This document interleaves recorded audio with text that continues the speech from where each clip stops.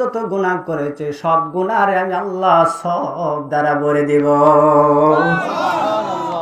এটা গল্প নয়, পবিত্র কোরআনের 25 নম্বর সূরা, সূরাতুল ফুরকান। ফুরকান শব্দের অর্থ হলো পার্থক্য নির্ণয়, সূচিত, মানে পার্থক্য করা, ডিভাইডেড করা, ভালো মন্দটা বোঝানো। এই 25 নম্বর সূরার 70 নম্বর আয়াতের শেষে অংশে আল্লাহ তাআলা তার প্রমাণ দিচ্ছেন। আল্লাহ তাআলা তার নবীকে শোনায় দিলেন, ফাউলাইকা ইউবাদদিলুল্লাহু সাইয়্যাতিহিম হাসানাত ওয়া কানাল্লাহু গফুরুর রহিমা। আল্লাহ ডাক দিয়ে বলেন, নবী জানা দেন, ফাউলাইকা ইউবাদদিলুল্লাহ, কোন বান্দা যখন, আমি আল্লাহ যখন বান্দার খারাপ দিকটা যখন ক্ষমা করে দেই, আমি আল্লাহ বান্দারে আমি নিরাশ করে দেই না, আমি আল্লাহ বান্দারে নিরাশ করে দেই না। আমি আল্লাহ যখন বান্দার প্রতি খুশি হয়ে যায়, আমি আমার বান্দার গুনাহ যতগুলা মাফ করি, সমস্ত গুনাহগুলাকে পরিবর্তন করে আমি আমার বান্দার মধ্যে আমল দিয়া বাড়ায়া দেই। বলেন এই আল্লাহ আছে না নাই? 1 নম্বর প্রাইস। 2 নম্বর হচ্ছে ওয়া আজরান আযীমা। আযীমা শব্দের ব্যাখ্যা অনেক বড়, যেটা ভাষায় বোঝানোর মতো না। কোনো ক্যালকুলেটর এবং কোনো হিসাব যে জিনিস ধরাইতে পারে না, এর নাম আযীম। এত বড় শব্দ। আল্লাহ বলছেন, আমি আমার বান্দাকে মাফ করে দিব, গুনাহ পরিবর্তন করে দিব, এবং তার জন্য আমি জান্নাতে একটা বাড়ি বানাবো, যে বাড়ির সর্বনিম্ন হবে এই তামাম পৃথিবীর মতো 10টা পৃথিবীর সমান। কথা বলেন ঠিক কিনা? এই জন্য কবি বলেন, শেখ সাদী রহিমাহুল্লাহ তার কিতাবের মধ্যে বলেন, গারি ইমারত রাবেরে বর আসমা আখরে বরজর জমিন গিরদনে হাগর ইমারত রাবেরে বর আসমা আখরে বরজর জমিন গিরদনেহা।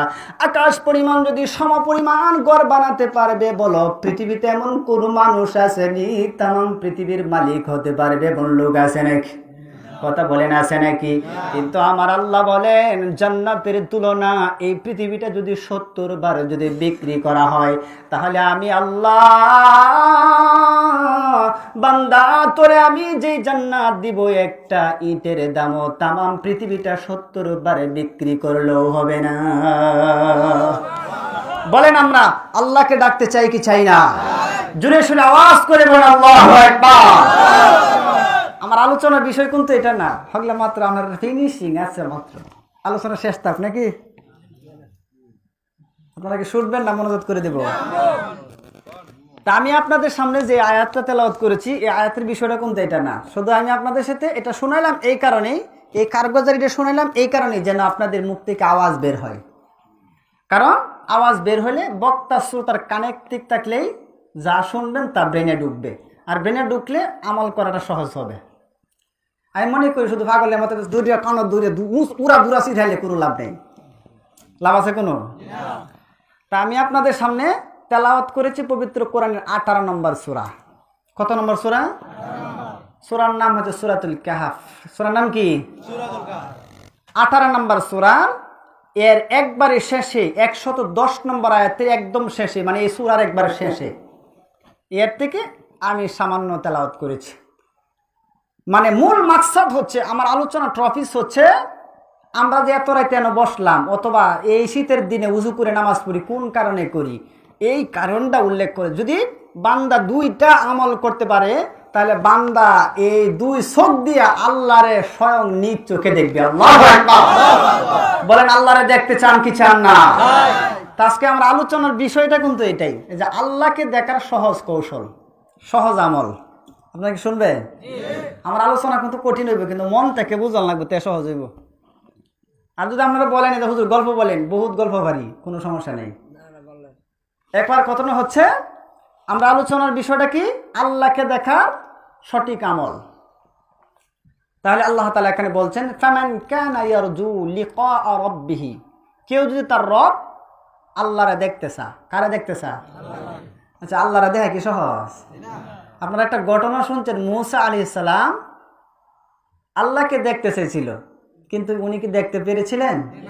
আল্লাহর নূরের তাজাল্লি জমকাই কারণে তিনি বেহুশ হয়ে এই জমিনের মধ্যে পড়ে গিয়েছিলেন। আর আল্লাহ বলছেন যে আমি আমার বান্দাকে, উম্মতি মুহাম্মাদীকে আমি বান্দার সামনে জালে মাফরুজ, কোনো পর্দা থাকবে না, কোনো হেজাব থাকবে না, বিনা পর্দা বান্দা আমাকে দেখবে, আমিও বান্দাকে দেখবো, মাত্র আমল করবে দুইটা। চিৎকার করে আল্লাহু আকবার।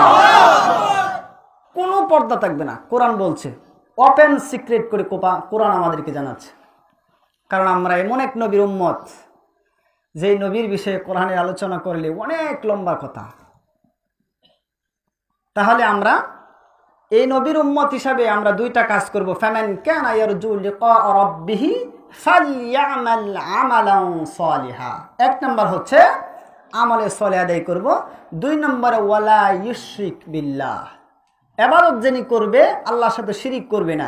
এই দুইটা টপিক বুঝলেই আল্লাহরে দেখতে পারবেন। কয়টা টপিক? দুইটা। এক নম্বর আমল, আমলে সালেহ। এক নম্বর আমল কি? আর দুই নম্বর হচ্ছে যে আমলে সালেহটা করবেন এটা শুধু আল্লাহর জন্যই করবেন, কাউরে দেখানোর লাগে না। মনে করেন অহন্ত বর্তমানে মাহফিল করে লক্ষ লক্ষ মানুষ হইব, এলামলের ওয়াজ ফুনুক বা না ফুনুক মানুষের আনাগুনা হইব, এই মানুষ দেখানোর ওয়াজ। আমরা এত মানুষ চাই না, যে কয়জন আসুন এর মধ্যে শূন্য কালে একটু আমল করুন, যথেষ্ট হইব। কি বলেন আপনারা? Any enough. আমরা লোক দেখানোর জন্য মাহফিল করতেও আসি না, এবং যিনি করেছেন উনিও মনে হয় যে লোক দেখানোর জন্য করে নাই, করলে আর এমনটা হতো না। কারণ লোক দেখানো হলে যদি আপনার যারা ভাইরাল বক্তা আছে, বাইরে আছে, পরিণত হয়েছে, এরা আনলেই কামাই লইলে। কি বলেন হুজুর? আনলেই কামাই লইলে। এই জন্য আমরা আজকে আলোচনা শুনবো কোরআন থেকে। কারণ কোরআন থেকে শুনবো এই কারণে, কারণ কোরআন কেবলমাত্র সত্য কথা বলে, কোরআন কোনোদিন মিথ্যা কথা বলে। কোরআনুল কারীমে 41 নম্বর সূরা, সূরাতুল ফুসসিলাত। কোরআনের ভাষা হলো হামিম সেজদা, তাফসীরের ভাষা হলো সূরাতুল ফুসসিলাত, মানে হামিম সেজদার দুই বিপরীত নাম হলো, অপোজিট নাম হলো ফুসসিলাত। আর এই হামিম সেজদার 33 নম্বর আয়াতে আল্লাহ তার প্রমাণ তুলেছেন।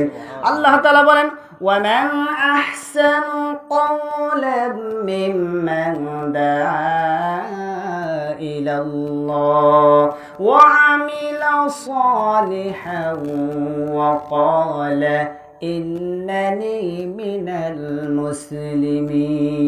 জোরে বলি আল্লাহু আকবার। আল্লাহ বলেন, وَمَنْ أَحْسَنُ قَوْلًا مِّمَّنْ دَعَا إِلَى اللَّهِ। এই পৃথিবীতে ওই বক্তার চাইতে ভালো কোনো কথা কেউ বলে না, এই পৃথিবীতে ওই মানুষের চাইতে ভালো কোনো কথা বলে না। যে ব্যক্তি কেবলমাত্র কোরআন থেকে মানুষদেরকে বোঝায়, তার চাইতে উত্তম কোনো কথা আসমান এবং জমিনে হতে পারে না। ঠিক কিনা বলেন? হতে পারে? অসম্ভব, হতেই পারে না। তাহলে এই কোরআন বলছে যে দুইটা কাজ করলে আল্লাহকে দেখা যাবে, মাত্র দুইটা কাজ করলে আল্লাহকে দেখা যাবে। তাহলে আমাদের দুইটা কাজের ব্যাপারে কথা বলি। এক নম্বরে ফামান কানা ইয়ারজু লিকা রাব্বিহি। আপনারা কি কেউ কোনোদিন কোনো এমপির সাথে দেখা করতে গেছেন? একজন এমপির সাথে দেখা করলে, একজন এমপির সাথে সাক্ষাৎ দিতে গেলে কয়েকটা স্টেপের পর স্টেপ, কয়েকটা দরজা হারানি লাগে। কি কথা বলেন না, হারানি লাগে না? আর যদি মনে করেন যিনি প্রধানমন্ত্রী, ওনার সাথে দেখা করার তো প্রশ্নই আই না। আপনার মতো লোক সলিমুল্লাহ কলিমুল্লাহ গেলে করতে আইসো তুমি আন্তাজি ওনার সাথে দেখা করতে। আচ্ছা, কিন্তু বলেন আল্লাহর সাথে কি এমন কোনো ডিফেন্স আছে নাকি? এই যে তুমি এত গরিব মানুষ, তুমি আল্লাহ লাগে দেখা হতে না, এমন সিস্টেম আছে? আর এই লোক সুন্দর সুন্দর মুসাল্লাম বা বডি বাড়া সব বালা, ওই লোক আল্লাহ লাগে দেখা করবে এমন কোন সিস্টেম আছে? কারণ আল্লাহ সবার জন্যই সমান। আল্লাহকে যে খুশি করতে পারবে তিনি আল্লাহর হয়ে যাবে। বাট আমাদের এখানে আমরা এমন এক রবের বিষয়ে জানতে চাই যার মধ্যে কোনো পার্থক্য নাই, বিভেদ নাই, কোনো ভেদাভেদ নাই, কোনো গরিব আর ধনীর পার্থক্য নাই, শহরের মানুষ গ্রামের মানুষের পার্থক্য নাই, খালা সুন্দরের পার্থক্য নাই, বংশের পার্থক্য নয়, বরং যারা তার রবের সেজদা করবে তারাই তার আপন হবে। কথা বলেন ঠিক কিনা? এই জন্য আল্লাহ তাআলা বলছেন, ফামান কানা ইয়ারজু লিকা রাব্বিহি। দুনিয়ার সব সিস্টেম বাদ, কেউ যদি আমি আল্লাহর সাথে দেখা করতে চাই, এবার আল্লাহকে এটা শুনেন।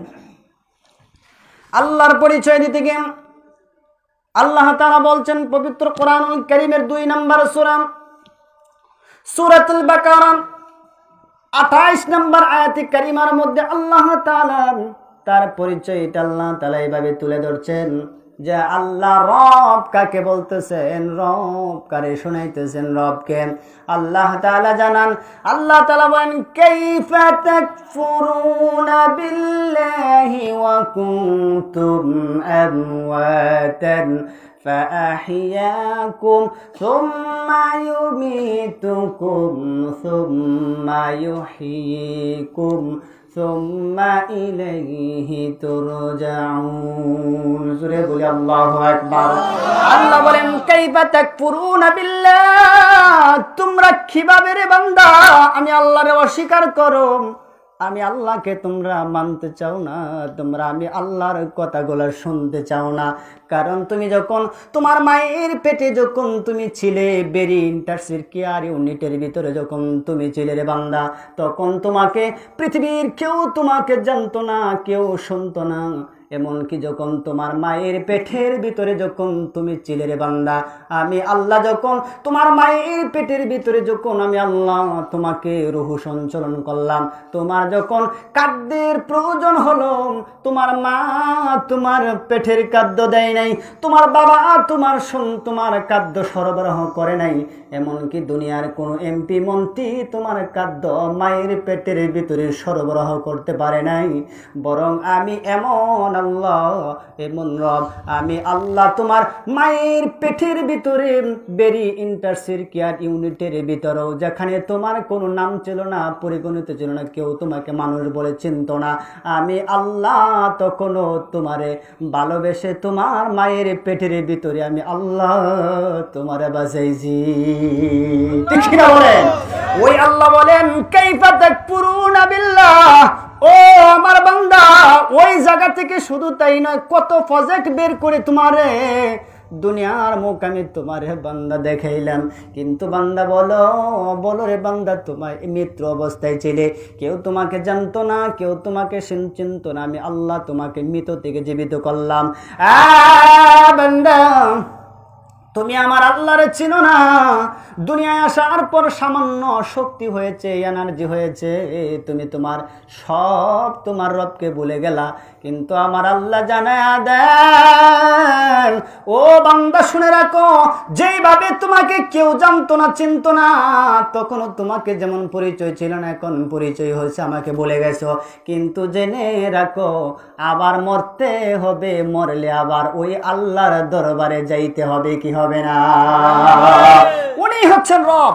ওই আল্লাহ বলছেন আমার সাথে দেখা করতে আসবে, আমার সাথে সাক্ষাৎ করতে আসবে। কিন্তু এই আল্লাহ তাআলার পরিচয় তিনি আরো সুন্দর করে তুলে ধরছেন। কিভাবে?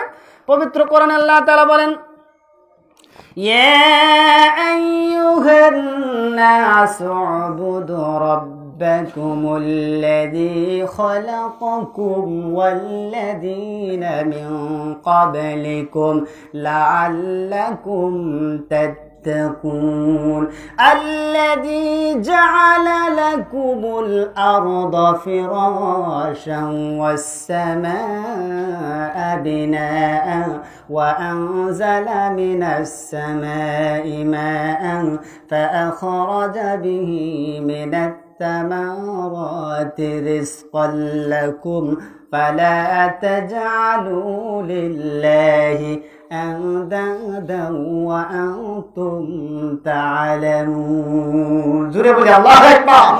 আল্লাহ বলেন ও দুনিয়ার মানুষ, আল্লাযী যিনি জাআলা লাকুমুল আরদা ফিস সামা, যিনি তোমার মাথার উপর তাকায় দেখো কি সুন্দর করে একটা সামিয়ানা তোমার আল্লাহ তোমার মাথার উপর ঝুলায় রাখছেন, আর এই জমিনটাকে তোমার পায়ের নিচে তোমাকে কার্পেট বানায় দিয়েছেন। আপনারা আওয়াজ করে বলেন আসমান বানালেন কে? এই জমিনটা বিছায়া দিলেন কে? এই জমিনের নিচে শুধু পানি নয়, এই জমিনের নিচে সাগর। কোরআন প্রমাণ করতেছে এই সাগরের উপর তুমি বসবাস করো, কিন্তু তোমার বিল্ডিং আল্লাহ ভেঙে দেয় নাই। তুমি সাগরের উপর দিয়ে চলছো, কোনোদিন গাড়ি তোমাকে ফেলায় দেয় নাই। দুনিয়ার মানুষ, আমার আল্লাহ বলেন, যে আল্লাহ তোমার জন্য মাথার উপর সামিয়ান আসমান বানায় দিলেন, আসমান থেকে রহমতের বৃষ্টি ফেলায় দেয়। বৃষ্টি পাওয়ার পর মৃত জমিনকে যে আল্লাহ জীবিত করে দেয়, জীবিত করার পর এই জমিনে যে তোমরা দান বপন করো, ফল ফলাদি তোমরা বপন করো, তা কিন্তু তোমরা বানাও না, বরং আমি আল্লাহ আসমান থেকে রহমতের বৃষ্টি বর্ষণ করি। আর রহমতের পানি জমিনে আসার সঙ্গে সঙ্গে আমি আল্লাহ তাআলা জমিনের উর্বর জমিন বানায় দেই। আর উর্বর জমিন ক্ষমতা আমার আল্লাহর কুদরতি জমিন থেকে ফসল বের করে দেই। ওই আল্লাহর সাথে সাক্ষাৎ। আল্লাহ বলতেছে, তোমরা জানো কার সাথে দেখা করতে চাইতেছো? এই ক্ষমতা পৃথিবীর সবারই তো আছে নাকি? আচ্ছা বলেন, আপনি যে জমিনের মধ্যে 1000 বার যদি দানের রোয়া গাড়েন আর 100 কোটি বার যদি আল্লাহ যদি এটার যদি প্রসেসিং না করে, একটা দান বানানোর ক্ষমতা পৃথিবীর কোনো মানুষের আছে? আল্লাহ বলতেছেন, এরে বান্দা, তুমি আমার আল্লাহরে চিনো না, ইচ্ছা করলে তোমার রব তোমাকে মুহূর্তে পাগল বানিয়ে দিতে পারে। কথা বলেন ঠিক কিনা? ইচ্ছা করলে তোমার রব তোমাকে এখনো যে রবের নামে তুমি বদনাম লটাচ্ছ, যে রবের কোরআন মানছ না, রসুলকে অনুসরণ করছো না, ইচ্ছা করলে আজও তোমাকে পঙ্গু বুবা বানিয়ে দিতে পারেন। কথা বলেন ঠিক কিনা? এমন কোন বাবার ক্ষমতা আছে? হতেই পারে না। এই জন্য কোরআন বলছে, ওই আল্লাহকে যদি দেখতে, শুধু তাই নয়, আজকে এই কথা বললে তো আমি আগেই বলছি যে আমি গরম কোনো কইতাম না, কিছু ঠান্ডা ঠান্ডা ইউজ করা। তারপরে যে একটা কথা কই ভালাই, ঘটনা হইল, এখন যে পৃথিবীতে যে সিস্টেম শুরু হয়েছে রাজনীতির, মনে করেন বিএনপি ক্ষমতা তাইলো, থাকবো কয় বছর? 5 বছর। আওয়ামী লীগ কত বছর থেকে গেছে? 17 বছর। মনে করেন এখন যে কোনো দলাই হোক, থাকবো কয় বছর? সর্বোচ্চ 50 বছর, এর বেশি তো না নাকি? কারণ 50 বছর উপরে গেলে যে রাজনীতি করবো সামরা বললে আইব, সেটা ক্ষমতার পাওয়ারে সামরা বললে আইব। এই জন্য যখন ক্ষমতার পাওয়ার এতটুকু, কিন্তু আল্লাহ বলছে যে তোমরা তো ওই আল্লাহকে দেখতে চাও যিনি দুনিয়ার সৃষ্টি লগ্ন থেকে যখন কিছুই ছিল না, যিনি ক্ষমতার অধীনস্থ ছিলেন, তুমি আসো তখনও তার ক্ষমতা আছে, তুমি ছিলে না তখনও তার ক্ষমতা আছে, আবার যখন পৃথিবীর কিছুই থাকবে না তখনও তার ক্ষমতা থাকবে। কথা বলেন ঠিক কিনা? ওই রবকে দেখার সিদ্ধান্ত নিয়েছেন। মেয়ে আলোচনা কি ঠান্ডা মাথা শুনতেছেন নাকি এমনি বুঝতেছেন? কোরআনুল কারীমে 57 নম্বর সূরা সূরাতুল হাদীদের 3 নম্বর আয়াতে কারিমার মধ্যে আল্লাহ তাআলা তার সার্টিফিকেট তুলে ধরলেন। আল্লাহ বলেন, শোনো, কেমন রবকে তুমি দেখতে চাও? আল্লাহ তাআলা কোরআনে বলছেন, হুয়াল আউয়ালু ওয়াল আখিরু ওয়াল যাহিরু ওয়াল বাতিন ওয়া হুয়া বিকুল্লি শাইইন আলীম। আমার আল্লাহ বলেন, তুমি আজকে ক্ষমতায় আছো, কালকে ক্ষমতায় থাকবা, তার পরশুদিন তুমি থাকতে পারবা না। কিন্তু আমি আল্লাহ তো এমন, যখন পৃথিবীতে কেউ ছিল না, হুয়াল আউয়াল, আমি আল্লাহই প্রথম। আবার তুমি আসো, বলো এখনো আমি আছি। যখন তুমি থাকবা না, তখন তোমার কোনো বংশধর থাকবে না, তখনও আমি আল্লাহর ক্ষমতা আছে না। ওই আল্লাহরা যদি দেখতে চাও, আল্লাহ বলছেন, অনেক লম্বা কথা, শর্টকাট করে শেষ করে দেই। দেখি আমার তো সময় দেওয়া ছিল। আচ্ছা যাক, আলহামদুলিল্লাহ, এখন 21 মিনিট সময় আছে, পাইবেন। তাহলে এই কথা, আমরা আল্লাহকে দেখতে চাই, তখন এই আল্লাহকে 1 নম্বর হচ্ছে যিনি আসমানের মালিক, যিনি জমিনের মালিক, যিনি তোমাকে বাঁচানে এবং মরণওয়ালা, এবং যিনি তোমাকে সব দিক থেকে তোমাকে প্রটোকল দিয়ে তোমার জীবন মান উন্নয়ন করেছেন, যিনি তোমার সব দিক থেকে, যিনি তোমাকে জীবনের সব চাওয়ার আগে যিনি পূরণ করতেছেন, উনি কে? ওই আল্লাহরে দেখতে চাইলে 2টা কাজ। 1 নম্বর দায়িত্ব আবার নিচ্ছি, এবার শোনেন আমলগুলা। 1 নম্বর আল্লাহ তাআলা বলেন, فَمَنْ كَانَ يَرْجُو لِقَاءَ رَبِّهِ فَلْيَعْمَلْ عَمَلًا صَالِحًا। 1 নম্বরে আল্লাহ বলেন, ও দুনিয়ার গোলাম, ও দুনিয়ার বান্দা বান্দিরা শুনে রাখো, আমি রব যদি ওই পাওয়ার এবং ক্ষমতাওয়ালা, আমি আল্লাহরে যদি তোমরা নিজ চোখে দেখতে চাও, কারণ একটি তাফসিরের মধ্যে পাওয়া যায় বান্দা যদি কিয়ামতের ময়দানে জান্নাতের সব নেয়ামত যখন পেয়ে যাবে, কিন্তু যদি বান্দা যদি যতক্ষণ না পর্যন্ত আল্লাহকে দেখতে পাবে, বান্দা জান্নাতের পরিপূর্ণ স্বাদ গ্রহণ করতে পারবে না। কিতাবের মধ্যে পাওয়া যায় কোন মানুষ যদি জাহান্নামেও যদি চলে যায়, আর জাহান্নামে থাকা সত্ত্বেও যদি রব আল্লাহর চেহারাটা দেখতে পাও, তাহলে জাহান্নামের কঠিন আগুনের শাস্তির চাইতে আল্লাহকে দেখা বেশি মজা হবে। দুনিয়ার মানুষ, আমার আল্লাহ বলেন, কেউ যদি আমি আল্লাহরে যদি দেখতে চাও, আমলে সলে আদায় করবে রে বান্দা। আমলে সলের ব্যাপারে মুফাসসিরে কেরাম অনেকগুলা আমল বলেছে, কিন্তু সমস্ত তাফসীর একমত, একটা আর দুইটা নয়, 27টা তাফসীরের সমন্বয়ে একটি ঘটনা আমি আপনাদেরকে শোনায় দেই। কারণ সমস্ত আমলের মধ্যে আমলে সলের ভিতরে সবচাইতে ভালো বা উত্তম আমলের নাম হলো ওয়াসজুদু ওয়াক্তারিব, আল্লাহরে সিজদা দেওয়া। ঠিক কি না বলে? কেন সিজদা দেওয়া? এর কারণ কি জানেন? এই হুজুর আসেন, আলম ভাই আসেন। কেন সিজদা দেওয়া?